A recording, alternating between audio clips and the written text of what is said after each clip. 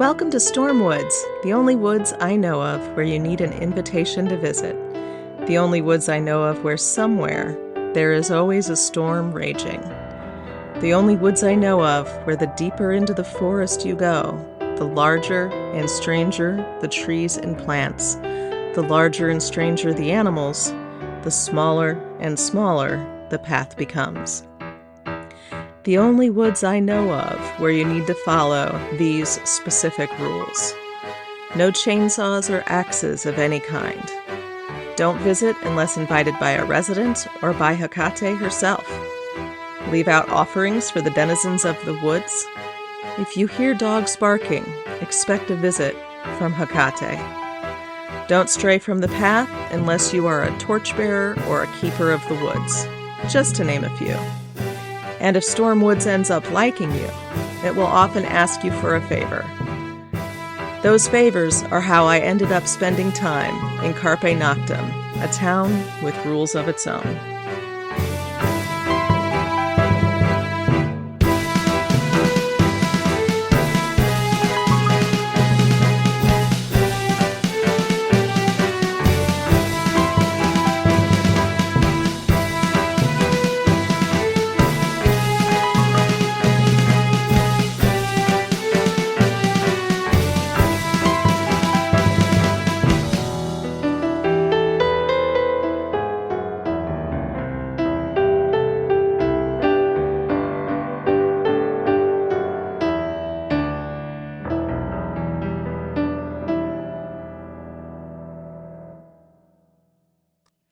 Hello, my friend. I meant to contact you earlier than this, but it's been a crazy, crazy week. And I think I'm going to keep these messages just to you because things are getting more and more outside of reality, which I'm not going to share with someone who isn't a witch. You know, I feel like as witches, we at least are open to the possibility of things not being what they seem or the supernatural being real. But what I have experienced in the past week or so has really put that believe what you see to the test. So I know that you're hoping for an update on everything going on with Carpe Noctem, but after our last visit there, Eli has no interest in going there at night again. He thinks that they are either actually vampires or they're freaks who think they're vampires. Either way, it's a non-starter for him. And I told him I wanted to find out if that woman I saw was the woman who's missing. I'm pretty sure the sign said her name was Madison, but I'm not 100% on that. I forget names just like you wouldn't believe. But anyway, and so I mentioned that, and he was like, that is actually more of a reason to not go. If they'll snatch one witch, they'll snatch two. So, going back to see if she matches the picture on the missing persons poster I saw. I haven't even had a chance to go to that convenience store. We stocked up really, really well last time we went into town, so I really haven't left Storm Woods for at least a week. And, given the givens, I wouldn't leave at all if we didn't need things like toilet paper and food. And since we have those things, we haven't left at all. Which is why this is such an ideal job for us, because, oh no, we have to sit in the woods all day long. Oh no, it's perfect. It's just perfect. So one of the things I have taken to doing is walking the woods. I will follow the path and go as far in as I can before I need to turn back around. And sometimes I need to turn back around because I've run out of time. Sometimes I need to turn back around because I've gotten to the place where it actually is actively storming. And, again, I'm a witch. I should be able to walk in the rain. But there's certain rain that when you're walking in it, it feels like you're just being slapped over and over and over again. And the couple of times I have run into storms in Storm Woods, the type of rain is the stinging blinding, hurting kind of rain. And, it's hard to run into that type of rain and not feel like you're being told, no, you don't need to go any further. Go back home. So, as much as I am wanting to explore Storm Woods and find out all of the secrets about it, Storm Woods has a temperament of its own, and it kind of decides whether it's going to let you explore it or not. So I have also been turned back around because you know how sometimes when you're in the woods at night, you can feel yourself being stalked?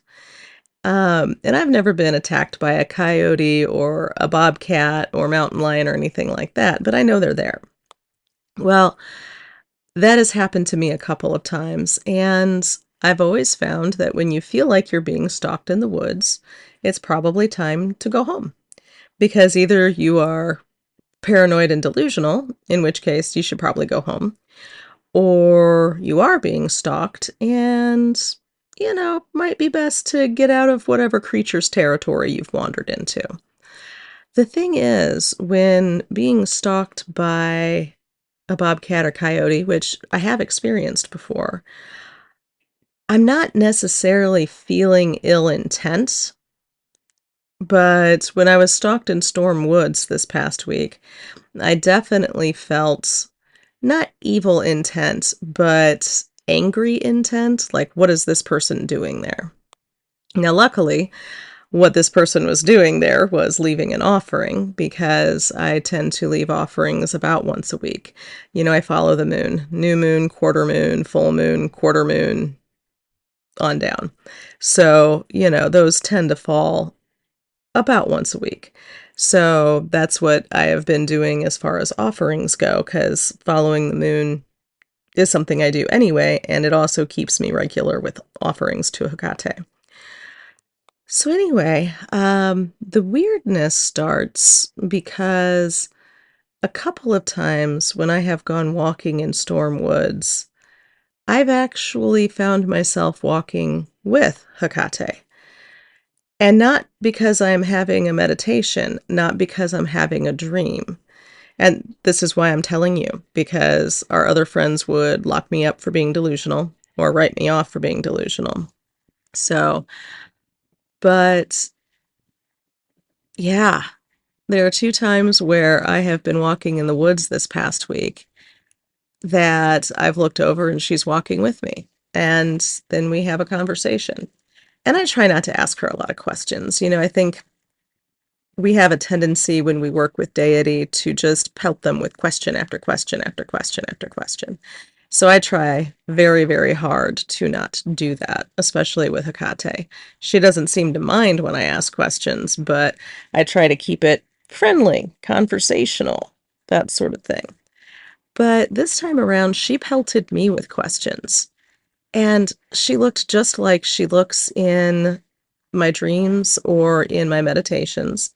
Um, Although she was not veiled either time. She basically just had her hair down and free. There was no veil. Um, she was carrying a flashlight instead of a torch or a lantern. So it's one of those where I think we always visualize her in the long flowing robes with, the hooded cape with a lantern or a torch in her hand.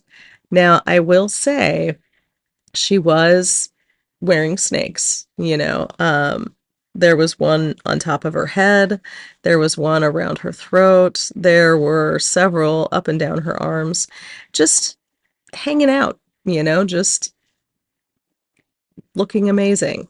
And at least a few of them were definitely venomous, but none of them seemed hostile. It was kind of they belong to her, and in a way, so do I. So they seemed just fine with me. I felt no threat from the snakes. I honestly just sort of wanted to pet them and wished I could wear a snake. But anyway, so she looked very modern though. She was wearing similar to what I was wearing, jeans, a comfortable shirt, It wasn't quite a mirror of what I was wearing, but it was modern garb. And I think, with these gods and goddesses that we work with in modern times, we tend to depict them the way ancient peoples depicted them. But ancient peoples weren't depicting them as different than what they were wearing. So why do we? You know what I mean? And I think part of it is there's a certain witchy vibe we all get when we're wearing a cape or, when we have special ritual robes, etc. So that's part of why we put that on our gods and goddesses. But I think that they are a lot more integrated into modern times than we tend to picture them. So she was definitely like she had sneakers on for God's sakes. Like it was definitely not a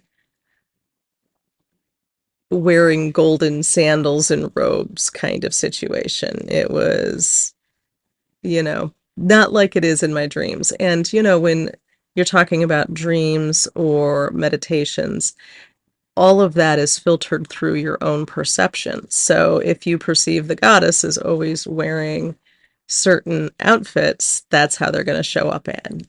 And I actually had the same thing happen in a meditation with Venus and another one with Arian Rod, back when you and I were in that coven where we basically, every ritual, we would just do a meditation with a different goddess to, familiarize ourselves with them. They showed up in jeans, and kind of relaxed modern garb too. So it was very much that kind of vibe. And a flashlight makes sense. Fire is great and wonderful and a useful tool, especially for a witch. But when it comes to shining a light in the darkness, man, some of these newfangled LED, I can shine a spotlight from my hand, um, flashlights work a lot better. It's a much brighter beacon in a lot of ways. So, and it made me wonder, but I did not ask, when does she show up in person with a torch? Like, are there different, like, we were just walking the woods. She didn't need the flashlight. It was not on. We were just walking together in the woods.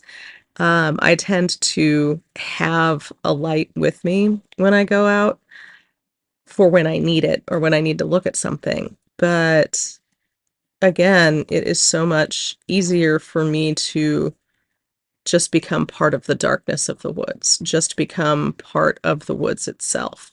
So that is what we did. And you and I have done enough outdoor rituals where you can either be part of the darkness and part of nature and integrate into that, or you can be outside of it.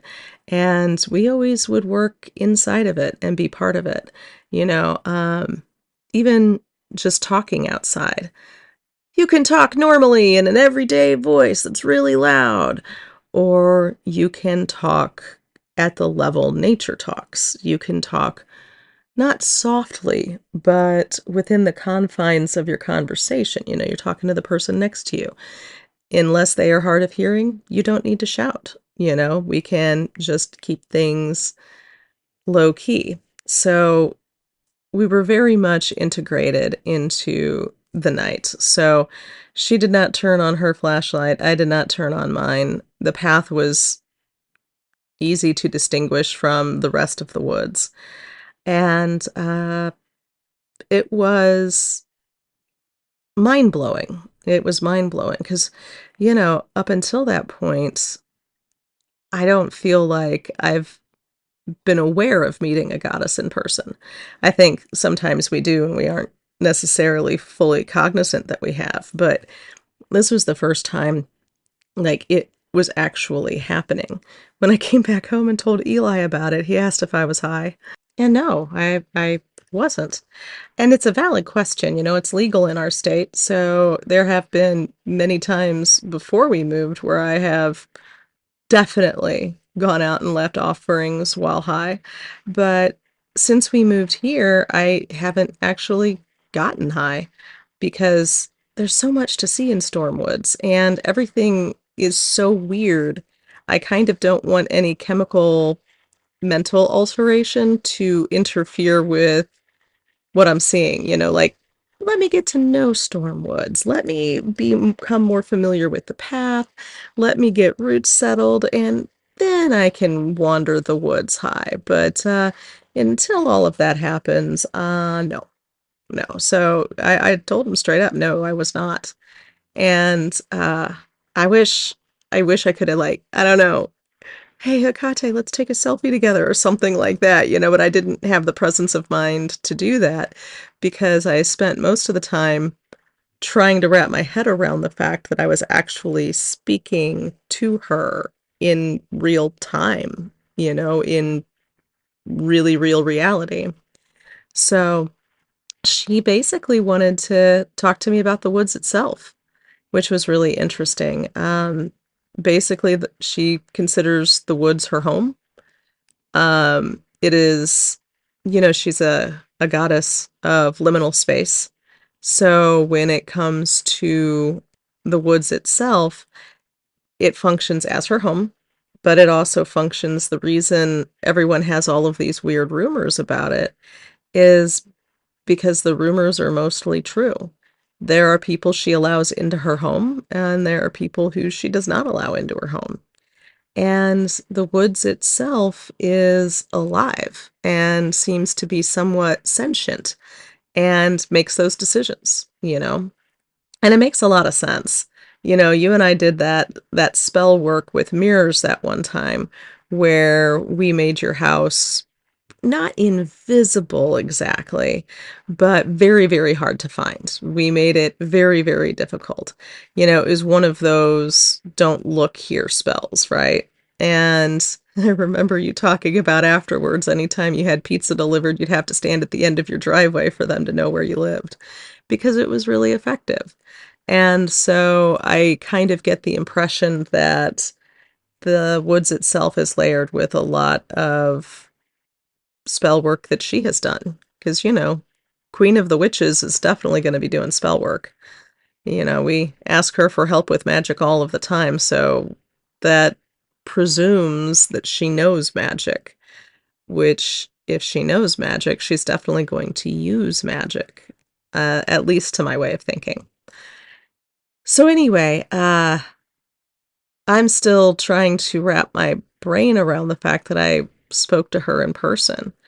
But part of the reason she said she was walking with me is to let the woods know and let the people, and she said people who live in the woods know that I am approved to be there. I am a guardian of the woods. I am a keeper of the woods, and the fact that I'm always, I don't necessarily use the flashlight when I'm out and about in the woods, but the fact that I already always have one, she wanted to let the woods know that I am a torchbearer of hers, and she has lots of torchbearers.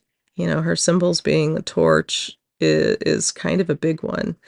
And unless you're, really into horses, that's another one. Horses and dogs, but I don't have dogs, I have cats. Speaking of, part of what helped me realize I was not hallucinating all of this is Shadow had followed me outside. Um, Eli named him really, really well when he named him Shadow. At the time, I thought, calling a black cat Shadow, everybody does that. We might as well just name him Midnight, and be done with it. But Shadow really does follow us around. Wherever we go, he is our shadow. His full name is Shadow Cat Underfoot. And so he is omnipresent. And he followed her around in much the same way he follows me or Eli around, where he follows you by leading the way. And he just presumes he knows where you're going. And when he wants attention, he just stops. And my big old cat is very, very solid. When he stops, you stop too. It's less that you trip over him and more that you hit his brick wall of furriness. And she did not trip over him or get stopped by his brick wall of furriness. She just stopped and, scritched him behind the ears and pet him, and he acted like it was his due, and that made her laugh. So anybody telling you she's strictly a dog person hasn't seen her with a black cat. But black cats have always been a symbol of Hekate. She is often seen with a black cat. So the fact that she was affectionate towards our black cat was not surprising. But his behavior towards her as she was just another human in the world to pet him, um, for whatever reason, brought home to me that she was really there. This was really happening. Um, and that was all the first time, it was almost a little bit like getting an orientation. She talked about the storm woods. She talked about how, a lot of times if you do run into a storm, it is the woods saying this isn't the space for you right now. The woods itself is home to her horde. She called them her friends, not her horde, but you and I know that Hekate travels with a horde, and that horde is basically her family. And, you know, one of the things we've joked about is if there is no heaven or hell, we hope we join the horde, right? So, I expect that sometimes there's things going on in the woods where I'm not necessarily invited to them. And that's fine. That is totally fine. I would much rather have a wall of rain saying, it's time for you to go back home, than interrupt something that I have no business interrupting.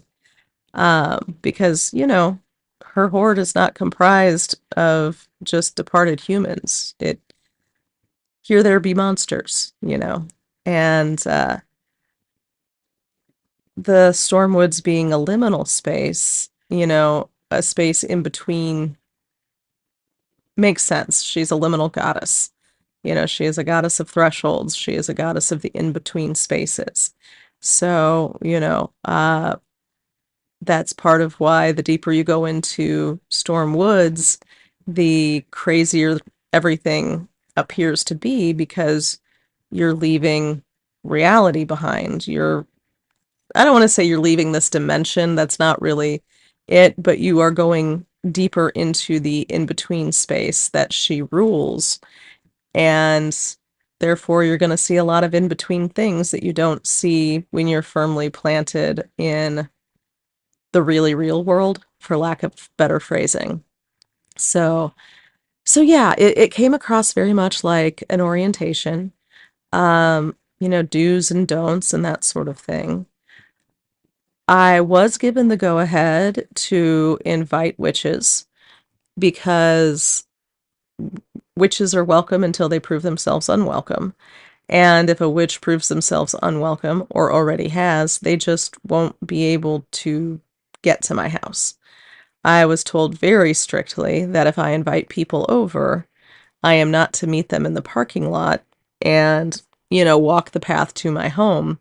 I am supposed to tell them, just take the path and my house will show up as you walk it. Because that way the magic of the woods can do its work. The magic of the woods can deposit them either at my front door or back door. And apparently, front door means this is somebody I should be an acquaintance level friend with. And the back door means that they will become a very good friend. So, yeah, I found that to be pretty interesting too. And, Eli and I come in and out through the back door. A front door, back door kind of only matters if you're in a neighborhood, it's the outward appearance. But the back door is much more convenient and it dumps into the woods and the path. So we just go out the back door and we come in the back door because, utility room, then kitchen. When we're bringing in groceries, that's really the best way to do it. The back door's what makes the shortest walking distance between the tower, that we go and watch the woods from. So anyway, it felt very much like I was being given a work orientation, not quite a training, but these are the uniforms we wear, and this is where you need to park, and this is where you do this. So it it was interesting, and I'm becoming more and more convinced that us getting hired to do this job was not accidental, was not a happy lucking into it. I kind of, if the woods are her home, I think she's the person who owns the woods. I think she's the one paying us. And she does want us watching the woods, and basically said that fire was not the only thing we should be keeping an eye out for if there's any kind of anomaly. And she specified anomaly to the storm woods, because we're going to be apparently seeing a lot of anomalies to reality. I mean, just the fact that there's always a storm raging, I think, means we aren't dealing with reality. Like, from the tower, we can kind of see where the storm clouds are and where they aren't, you know? So anyway, it was an experience, to say the least. It was very, very wild. And the second time we went for a walk, I actually did ask a question. I asked her if there was a way I could have an item of hers to show Eli that, yes, I really did meet and talk to Hekate. And she did me one better. She walked me to the back door, and when we knocked on it and he came out, he saw her too. And she smiled and shook his hand. It was all very, again, I spent quite a bit of time going, am I dreaming this? Is this happening in the really real world? But yeah, he met her, and she did introduce herself, and then she poofed out of existence. Like, she just poof, wasn't there anymore. And Eli looked at me and he's like, "Well, I'm sure as shit not high," which I thought was a funny reaction to it, because it's like, I know, right? It's mind blowing.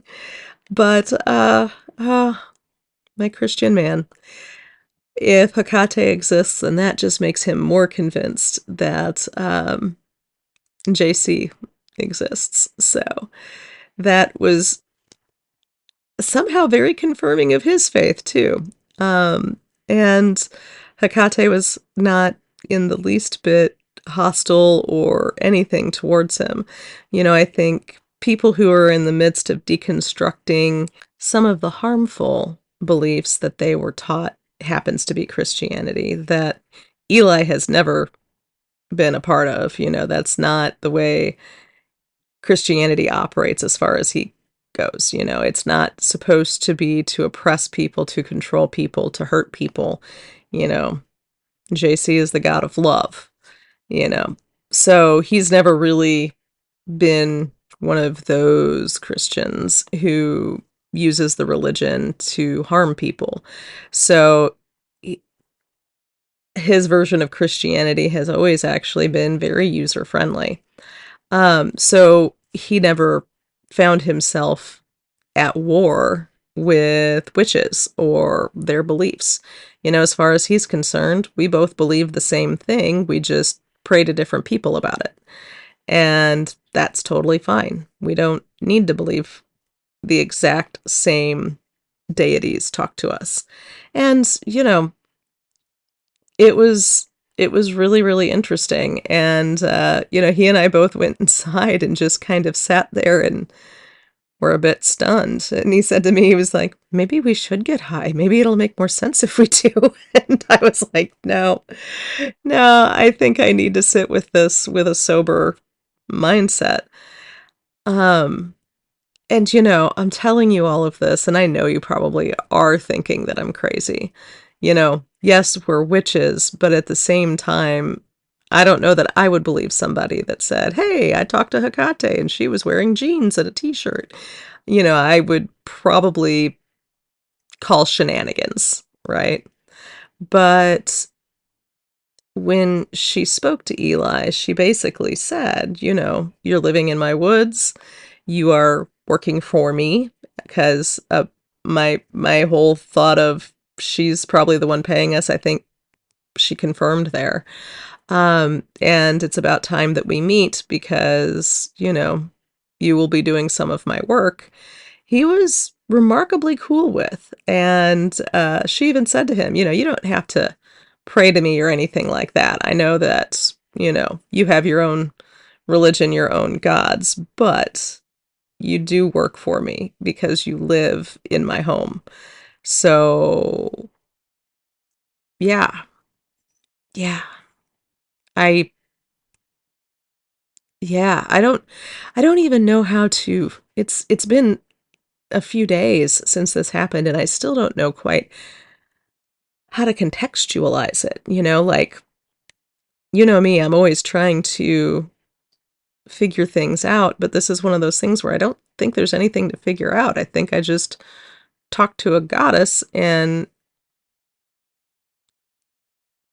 she met my husband. Anyway, my mind is blown, and if you think I am absolutely insane, I have to say I don't blame you. I do not blame you in the least, as a matter of fact, because I would think I was crazy. I would think I was crazy if I was telling myself this story. I really would. So, if you think I'm crazy, that's fine. But if you tell me you think I'm crazy, I'm probably not going to be able to fill you in on what happens from here on out because, I just would not be able to share everything that's going down if I knew for a fact that you thought I was absolutely buggy. And so, yeah. Um, if you think I'm insane, keep it to yourself if you want to hear more of these stories, because I definitely need somebody who's witchy to talk to. Oh my goodness. So yeah, yeah, Eli met Hekate. And if you guys ever come visit, maybe you will too. Um, because she did make it seem like this wasn't the only time we'd be talking to her. She did definitely underscore that she would be talking to us about various things. But one of the things she said is we are not going to be the only people who are going to be living in the woods. And this time she actually did mean humans as opposed to, you know, humans who've passed on or members of her horde, which, she basically calls either my friends or my family. So right now, it's just he and I as the lone human denizens of Storm Woods. And she said that, because, she said we wouldn't be the only ones living there, and he and I were both instantly unhappy because we like living someplace where we cannot see our neighbors. We could walk outside naked and do a bunch of stuff and walk back inside, and no one's going to call the cops on us for indecent exposure.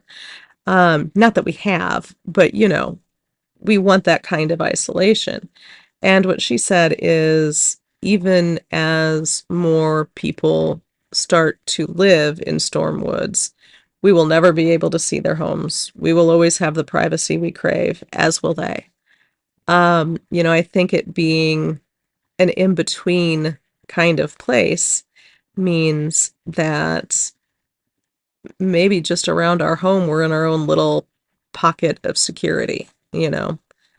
Um, she said that, once you get on the path, you will probably see others, um, both now and when more people move in. But if you're just around your house, probably not. So, and knowing that no one's going to come in and bulldoze these trees, no one's going to come in with an axe or a chainsaw. They Anybody who makes a home there is basically going to be provided that home by Hekate. So, I like to think she knows what she's doing well enough that I trust her when she says it's not going to be a neighborhood where we're right on top of each other. That's just not how things are going to go.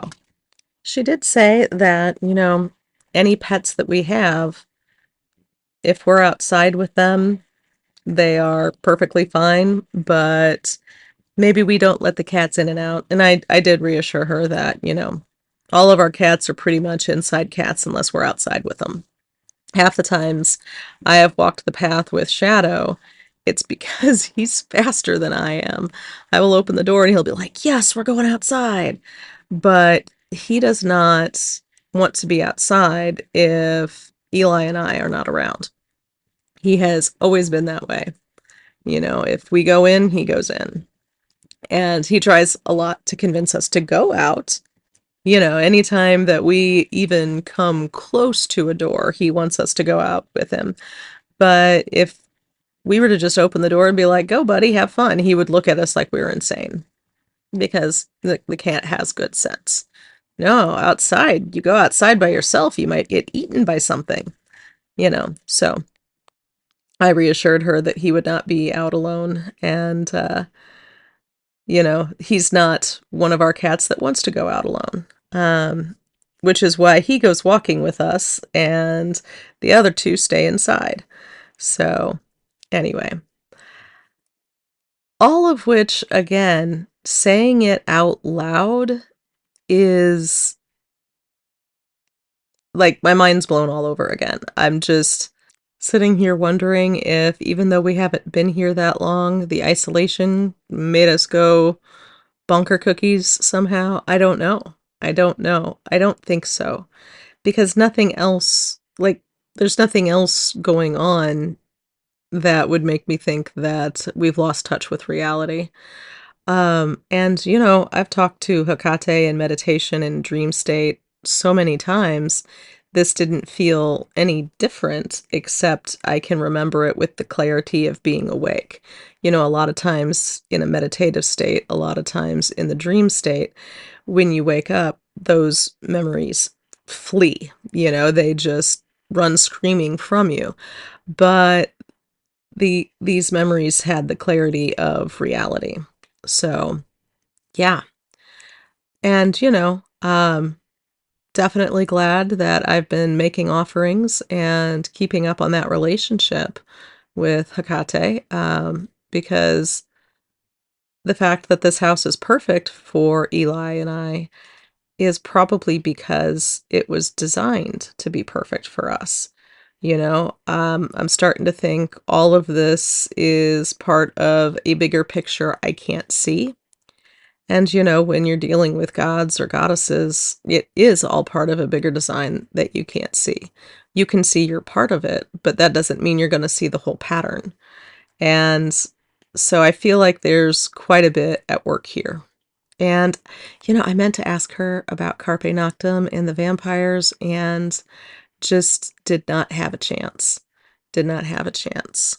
So, maybe next time if she shows up again, I will ask her about that because, Eli and I are both still very unsettled by that whole visit, and we weren't there very long, It wasn't one of those situations where we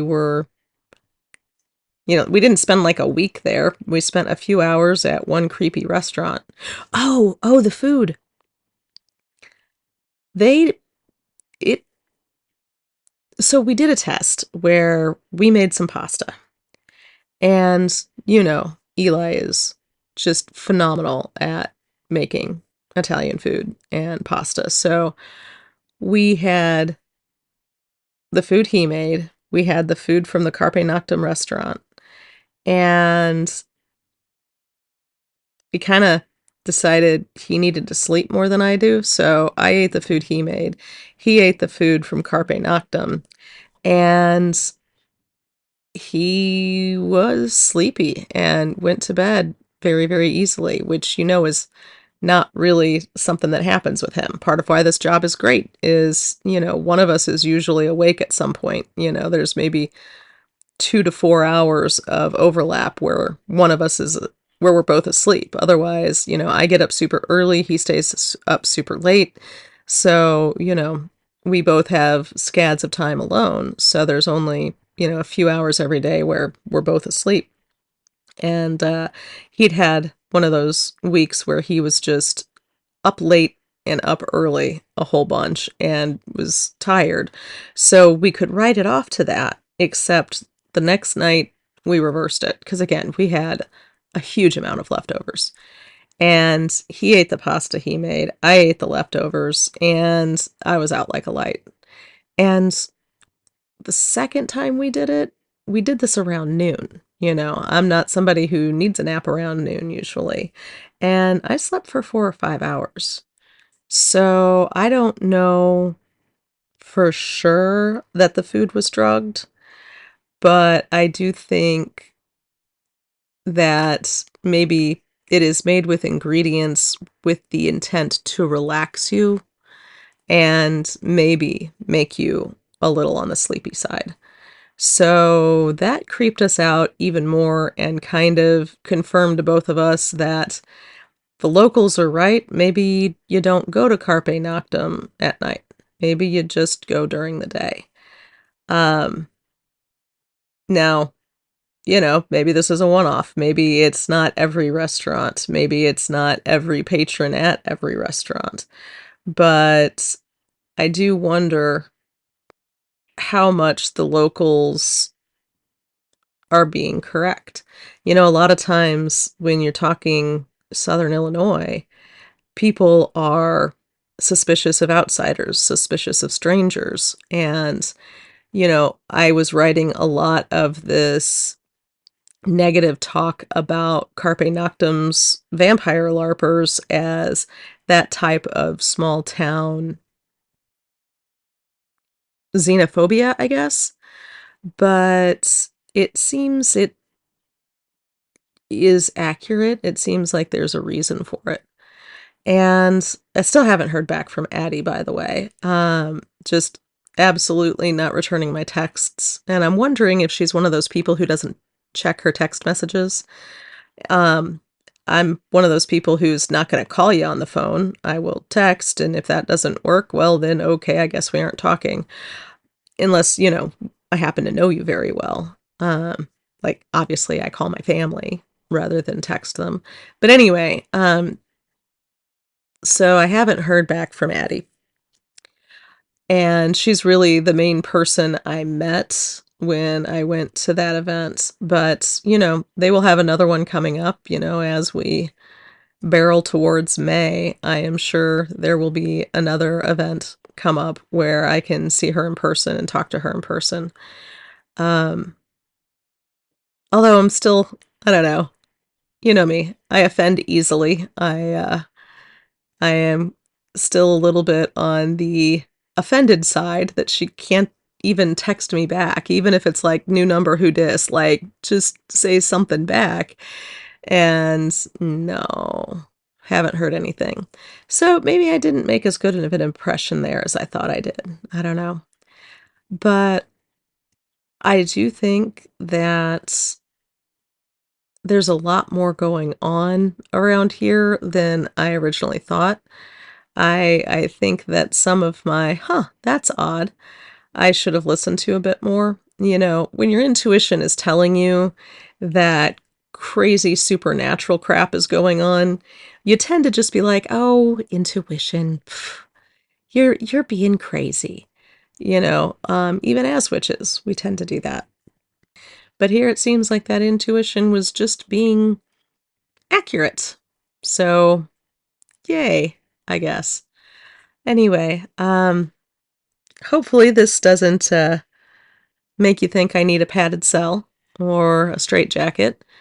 Um, I hope that this kind of weirdness is happening to you too, because then, we can share, and that would be great. But please don't share this with anybody else. I don't really want them to know that I've apparently gone off the deep end. So, yeah. But anyway, when I have more to share, I certainly will let you know. For right now, I am going to go do some laundry and other mundane tasks that sound very, very pedestrian after saying that I went for a walk with a goddess in the flesh, you know? Um, but doing the mundane things, the pedestrian things, helps ground me in reality. So I need to have that reality grounding experience right now. Anyway, I will talk to you when there is more to share, and at the rate things are going, I think there will be more to share soon. So until next time, my friend.